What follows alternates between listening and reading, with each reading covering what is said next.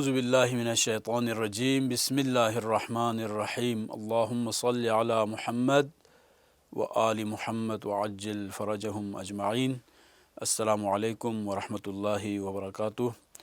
رمضان المبارک کی 11ویں دعا کے ساتھ آپ کی خدمت میں حاضر ہیں، اور آج کی دعا ہے بسم اللہ الرحمن الرحیم۔ اللہم حبب الی فیہ الاحسان وکرہ الی فیہ الفسوق والعصیان وحرم علی فیہ السخط والنیران بقوتک یا غیاث المستغیثین۔ اے معبود، آج کے دن نیکی کو میرے لیے پسندیدہ فرما دے، اور اس میں گناہ اور نافرمانی کو میرے لیے ناپسندیدہ بنا دے، اور اس میں غیظ و غضب کو مجھ پر حرام کر دے، اور اپنی حمایت کے ساتھ اے فریاد کرنے والوں کے فریاد رس۔ یہ دعا بھی 3 اہم ترین بنیادی نکات پر مشتمل ہے جو انسانی اخلاقی، روحانی اور دینی زندگی کی اصلاح کے لیے ضروری ہیں۔ پہلی چیز، اللہم حبب الی فیہ الاحسان، اے اللہ آج کے دن نیکی کو میرے لیے محبوب بنا دے۔ یعنی انسان جب گناہ پہ گناہ کرتا جاتا ہے تو آپ بہت سارے ایسے لوگوں کو دیکھیں گے معاشرے میں جو گناہ کو انجام دے رہے ہوتے ہیں، لیکن گناہ کو انجام دیتے وقت اس گناہ کو گناہ سمجھ کر انجام نہیں دیتے، بلکہ گناہ کو وہ نیکی سمجھ کر یا بالکل عدم التفات، عدم توجہ کی وجہ سے پرواہ ہی نہیں کرتے کہ جو عمل انجام پا رہا ہے اسے کرنا بھی چاہیے یا نہیں کرنا چاہیے۔ اس لیے انسان کی یہ دعا ہونی چاہیے کہ اللہ تعالیٰ اسے وہ ایک ڈیوائن جو کرائٹیریا ہے وہ عطا کرے۔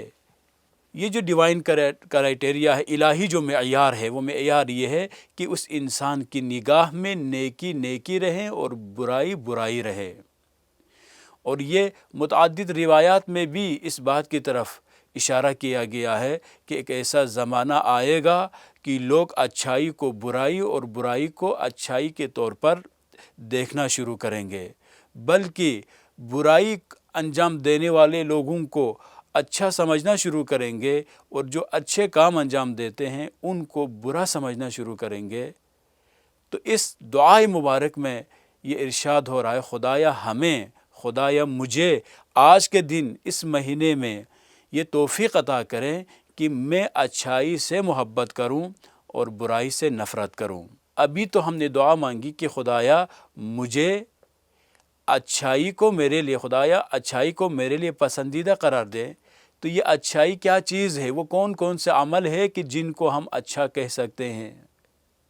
تو اس آیت الہیہ میں ارشاد ہو رہا، ان اللہ یحب المحسنین، خدا احسان کرنے والوں کو پسند کرتا ہے۔ یعنی ایک مثال ہے یہاں پر کہ اچھائی میں سے ایک بہترین جو اچھائی ہے وہ کیا ہے؟ احسان کرنا، کسی پر بلائی کرنا۔ یہ ماہ مبارک احسان کا مہینہ ہے، لوگوں کے ساتھ شفقت کے ساتھ پیش آنے کا مہینہ ہے، لوگوں کو اللہ کی طرف بلانے کا مہینہ ہے، خدمت خلق کا مہینہ ہے، توبہ اور انابے کا مہینہ ہے، استغفار کا مہینہ ہے۔ لہٰذا یہ جتنے بھی جو اچھے کام ہیں، ان اچھے کاموں کو انجام دینے کے لیے بنیادی اور پہلی اور اسینشل جو شرط ہے وہ شرط یہی ہے کہ مجھے وہ بصیرت عطا ہو کہ جس بصیرت کی بنیاد پر میں اچھائی کو اچھائی سمجھوں اور برائی کو برائی سمجھوں۔ نبی اکرم صلی اللہ علیہ وآلہ وسلم کا بھی ایک ارشاد ہے اسی احسان کے بارے میں ہے، کیونکہ اس مہینے میں احسان کرنے کی بڑی فضیلت بیان ہوئی ہے، بڑی تاکید کی گئی ہے۔ ان اللہ کتب الاحسان علی کل شیء، اللہ تعالیٰ نے ہر چیز میں احسان کو فرض کیا ہے۔ اس ماہ مقدس میں اپنے رویوں میں تبدیلی لا کر لوگوں کے ساتھ بہتری کے ساتھ پیش آنے کی ضرورت ہے، اور یہ دعا ہمیں یہی سکھاتی ہے کہ احسان کو اپنی زندگی کا لازمی حصہ بنائیں۔ یہ دعا ہمیں یہ سکھاتی ہے کہ ہم خدا سے صرف چند اچھے کاموں کو انجام دینے کی دعا نہ مانگے، بلکہ ان تمام سے بڑھ کر جو چیز ہے وہ چیز یہی ہے کہ ہمارے لیے وہ الہی بصیرت عطا ہو کہ جس کو ملنے کے بعد، جس کو حاصل کرنے کے بعد ہم زندگی میں حق اور باطل کی پہچان کر سکے، سچائی اور برائی میں فرق کر سکے، نیکی اور بدی میں تمیز کر سکے۔ اگر یہ آپ کو خدا کی طرف سے یہ صفت عطا ہوتی ہے تو اگر یہ خدا کی بہت بڑی نعمت ہے آپ کے لیے، اور جتنا آپ شکر ادا کریں گے کم ہے۔ اور دوسرا اس میں جو اہم پوائنٹ ہے وہ کرہ الیہ الفسوق والعصیان، اور گناہ اور نافرمانی کو میرے لیے ناپسندیدہ بنا دے۔ کہ بہت سارے لوگ آپ کو نظر آتے ہیں کہ جو برائی کو انجام دیتے وقت برائی کو برائی نہیں سمجھتے، اور یہ برائی کو برائی نہ سمجھنا، اس کے پیچھے بہت سارے اسباب ہو سکتے ہیں۔ مثلا جس معاشرے میں وہ زندگی کر رہا ہے کہ وہ معاشرہ اس حد تک سوشل ایلس، سماجی جو برائیاں ہیں وہ اس حد تک اس میں زیادہ ہے کہ عام انسان، جو نارمل جو انسان ہے، اگر وہ اس برائی سے نکلنا بھی چاہتا ہے، اس میں بہتری بھی لانا چاہتا ہے، تو معاشرے میں اس کے خلاف اتنی طاقتیں کام کر رہی ہوتی ہیں کہ وہ ان کے خلاف نہیں کر سکتا، اور وہ آخر میں اس معاشرے میں تبدیلی لانے کے بجائے خود بخود اسی برے معاشرے کا ایک حصہ بن جاتا ہے۔ اس لیے یہاں پر اس دعا میں بھی یہی ارشاد ہو رہا ہے کہ ہمیں برائی کو برائی سمجھنے کی ہمیں توفیق عطا کرے۔ ایک اور اہم ترین جو روایت ہو، امام موسیٰ بن جعفر علیہ السلام سے مروی ہے، یہ ہمارے معاشرے کی جو حقیقت ہے، اس حقیقت کو یہ روایت بہت خوبصورت انداز میں واضح کرتی ہے۔ لا تستکثروا کثیر الخیر ولا تستقلوا قلیل الذنوب۔ مولا فرماتے ہیں کہ زیادہ نیکیوں کو بہت زیادہ نہ سمجھو، اور معمولی گناہوں کو ہلکا نہ جانو۔ یہ ہمارا المیہ ہے کہ اگر سال بھر کوئی نماز نہیں پڑھتا، کوئی اچھا کام انجام نہیں دیتا، تو اگر اس ماہ مبارک میں کوئی نیک کام کرنے کی اسے توفیق اگر عطا ہوئی ہے، تو پھر اس چھوٹے سے کام کو انجام دینے کے بعد ہزاروں لوگوں کے سامنے بیان کرنا شروع کر دیتے ہیں کہ آج میں نے یہ بہت بڑا اچھا کام انجام دیا ہے۔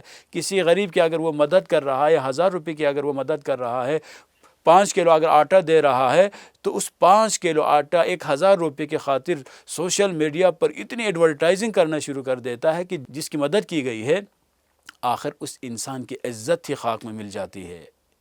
میں یوں کہوں کہ زمانہ اس حد تک بدل چکا ہے کہ غریبوں کی 10 روپے کا اگر آپ کوئی مدد اگر کر رہا ہے، تو اس 10 روپے کو لوگوں تک اس پیغام کو پہنچانے کے لیے، ایڈورٹائز کرنے کے لیے اس کے پیچھے 1000 روپے لگاتے ہیں۔ معصوم علیہ السلام کی یہ سیرت کے خلاف ہے، مدد خفیہ انداز میں کرے۔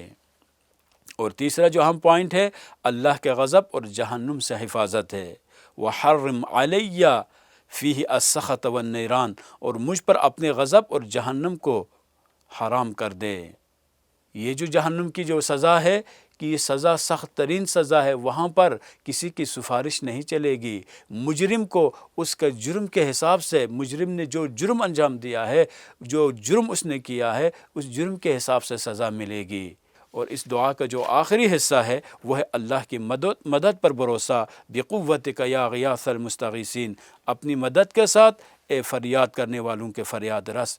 دنیا میں فریاد کرنے والوں کے حقیقی معنی میں جو فریاد رس ہے وہ خدا کی ذات ہی ہے۔ بس اس دعا میں ہمیں 4 اہم ترین مطالب کی طرف اشارہ کیا گیا ہے۔ پہلی چیز، نیکی کو محبوب بنانے کی دعا تاکہ ہمارے دل میں بلائی کی رغبت پیدا ہو۔ دوسری چیز، گناہ اور نافرمانی سے نفرت پیدا کرنے کی دعا تاکہ ہم اللہ کی نافرمانی سے بچ سکے۔